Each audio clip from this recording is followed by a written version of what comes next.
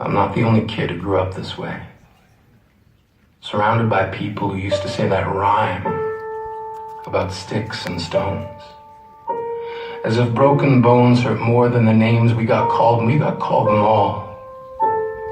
So we grew up believing no one would ever fall in love with us. That we'd be lonely forever. That we'd never meet someone to make us feel like the sun was something they built for us in their tool shed. So broken heartstrings bled the blues as we tried to empty ourselves so we would feel nothing. Don't tell me that hurts less than a broken bone. That an ingrown life is something surgeons can cut away, that there's no way for it to metastasize, it does. She was 8 years old. Our first day of grade 3 when she got called ugly. We both got moved to the back of class so we could stop getting bombarded by spitballs. But the school halls were a battleground. We found ourselves outnumbered day after wretched day. We used to stay inside for recess because outside was worse. Outside we'd have to rehearse running away or learn to stay still like statues, giving no clues that we were there in grade 5. They taped a sign to the front of her desk that read, "Beware of dog." To this day, despite a loving husband, she doesn't think she's beautiful because of a birthmark that takes up a little less than half her face. Kids used to say she looks like a wrong answer that someone tried to erase but couldn't quite get the job done. And they'll never understand that she's raising 2 kids whose definition of beauty begins with the word mom. Because they see her heart before they see her skin. Because she's only ever always been amazing. He was a broken branch grafted onto a different family tree. Adopted. Not because his parents opted for a different destiny. He was 3 when it became a mixed drink of 1 part left alone and 2 parts tragedy. Started therapy in 8th grade. Had a personality made up of tests and pills. Lived like the uphills were mountains and the downhills were cliffs. 4/5 suicidal, a tidal wave of antidepressants, and an adolescence being called pauper.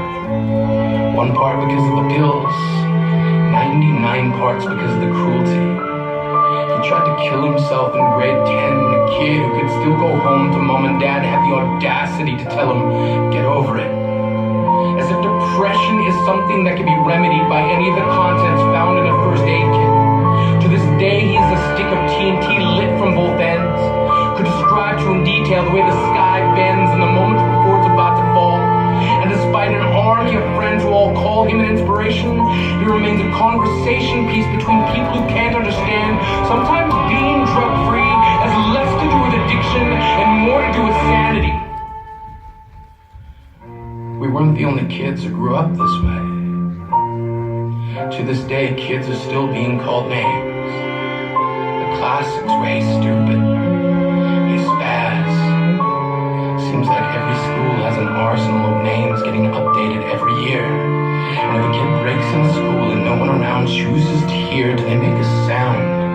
Or they're just background noise from a soundtrack stuck on repeat when people say things like kids can be cruel. Every school was a big top circus tent, and the pecking order went from acrobats to lion tamers, from clowns to carnies.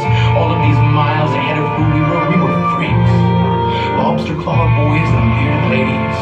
Oddities juggling depression and loneliness, playing solitaire, spin the bottle, trying to kiss the wounded parts of ourselves and heal. But at night, while the others slept, we kept walking the tightrope. It was practice, and yes, some of us fell.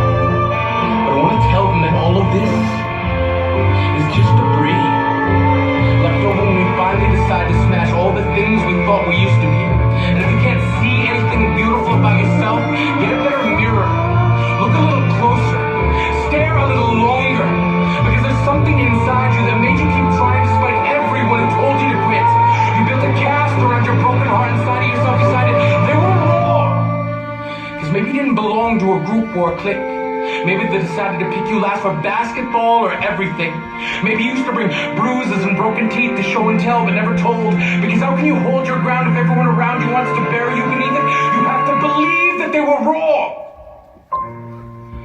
They have to be wrong. Why else would we still be here? We grew up learning to cheer on the underdog because we see ourselves in them. We stem from a root planted in the belief that we are not what we were called. We are not abandoned cars stalled out and sitting empty on some highway. And if in some way we are, don't worry. We only got out to walk and get gas. We are graduating members from the class of We Made It. Not the faded echoes of voices crying out names will never hurt me. Of course, they did. But our lives will only ever always continue to be a balancing act that has less to do with pain and more to do with beauty. Bravo! Bravo!